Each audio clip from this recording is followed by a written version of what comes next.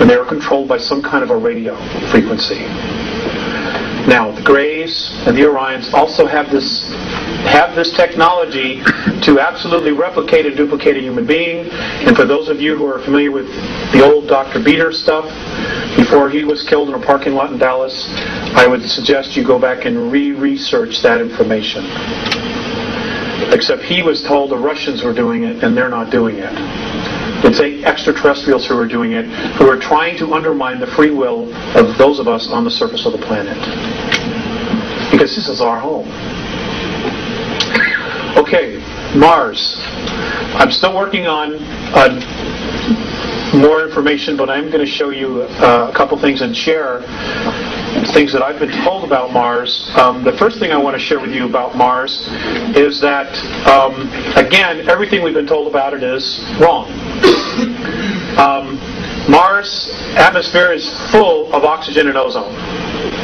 In fact, the local San Diego paper on March 23rd of 1995 flat out said that in 1971 they had discovered it was full of ozone. Well, folks, you go to the library and you pull out any book that you can find on Mars, written by any scientist on this planet, and they don't say virtually anything about ozone. But it's there. We're told that that its actual gravity is about 1%. Well, if the atmosphere is so feeble, then how is it that it can have 300-mile-an-hour wind storms? If the atmosphere is so feeble, how is it that it can hold water at both poles? Next slide. Let's go next slide. I'm sorry. At both poles. And there's water at both poles. This is water, H2O. We're told that the Martian atmosphere never gets above 129 degrees below zero.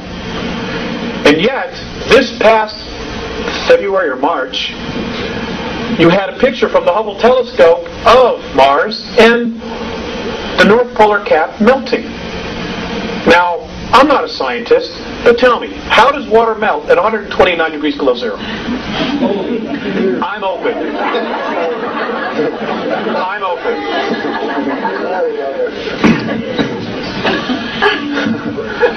Okay, apparently Mars has been inhabited off and on as a base, as a small colony, as a staging point for extraterrestrials who are exploring and leaving our galaxy to go to another for 3.8 billion years. The ruins that Richard shows and other people, they're tombs. This is what I'm told, that they're tombs. And that there's far more there than is being shown. Most of it's been buried. Because during a war previous 69 million years ago, Mars was almost exactly like Earth. In fact, Mornay has said that many of the animal life that was on Mars is on Earth. That when we get there, when we as a race get there, publicly get there, we will find that there were dinosaurs. Many of the exact same animals and mammals and reptiles were on both our worlds. And that Mars had a totally different orbit. It was literally pulled from its orbit, and as it was pulled from its orbit by 19 million miles, it rolled like a ball 3 times. And the water that was here just moved everything. And that it's been reactivated. It was reactivated in 1989. Now, I did a lecture in Dallas, and I've been talking about this information for several years now. And I was told that in 1989, Orion troops landed on Mars and took over colonies that were settled, created there by Terrans, us, by human beings from Earth. They came in and just took it over. Now, this gentleman who approached me, and I'm just sharing this with you, said that his best friend's brother worked for Central Intelligence and was a director of NASA and resigned in 1991. He said that his brother told him that the meetings on Malta, on the ship, just off the coast of Malta between Gorbachev and Bush, were about what was going on Mars and that they were scared to death. Now, folks, I got to share this with you. The beings that are here from Orion, they're into control. They're into control. There is no such thing as self-rule in the Orion Empire. There is a hierarchy. Now, if you look at our planet, if you really look at what's going on our planet right now, there's only one nation that truly cherishes self-rule and actually has real experience in self-rule. That's the U.S. And we're armed to the hilt because our Constitution says we can be. This is why the focus is on destroying the United States of America. Okay, the UN, the World Order, all of that stuff, they're all taking orders from ETs, and they're scared to death. But they're willing to sacrifice this nation. They're willing to kill 3.5 to 4 billion people to maintain their place as the new priesthoods. This is Sumeria, this is Egypt all over again. But on a much grander scale. Because now you've got 6 billion people living here. If the people of this nation surrender the Bill of Rights by 1998, folks, you will no longer have the United States of America. That's a guarantee. That's a guarantee. This is the reason the Andromedans are coming back. Because 317 years into our future, our galaxy is in tyranny. And they have traced, through time travel, all the events that lead to the single point that shifted the energy from free to tyranny. Now, we're not just talking about free, we're talking about also on a spiritual level. Suppression, oppression of soul, of spirit. And they have traced it all back to our solar system, which is why many races are coming back and saying, hey, wait, this isn't going to work.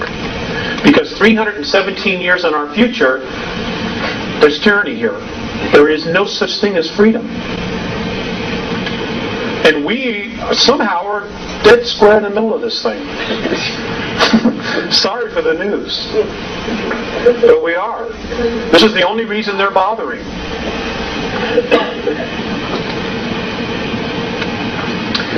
Next slide. Save your questions, please. Write them down, okay? You all know about the face, or most of you, I'm sure, do. There is a lot more in this area that needs to be explored. Those of you who are researchers, please get pictures of not the face, but go north, where the mountains are. Okay? There are ruins everywhere. There are domes collapsed on top of themselves. In fact, there's one that's still there that looks like Texas Stadium in Dallas with the opening in the middle. It's there. It's there. Next slide. I just put this in because everybody's interested in the physics. I'm not a physics person. But it is important because it all matches up. You know, there are symbols in all of this. In fact, I want to share with you about crop circles. I've asked a lot of questions about crop circles, and I'm told that there are 2 groups leaving crop circles. There's the Andromedan Council, which is made up of 139 different races, which is putting encoded information into the Earth to help stabilize it from Earth calamities. They're trying to buy us time. And many of the other crop circles that are being left by Orion. Now, where are they coming from? They're coming from Hale-Bopp. Hale-Bopp. Hale-Bopp is not a comet.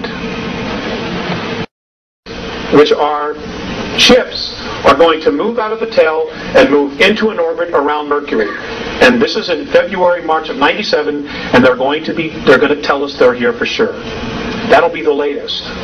The highest probabilities is that by the end of November of this year, after Spielberg's movie about Roswell is released, they're going to start telling you that they're coming, that they picked up signals. And the truth is, they picked up signals back in 1960. You know, and in fact, they were already on the moon in 1960 with extraterrestrial help. So, I mean, the whole thing is a conspiracy within a conspiracy within a conspiracy, and it is all to keep us fat, dumb, and stupid, not to spook the herd, as a friend of mine said, because they fear us. They fear us because if we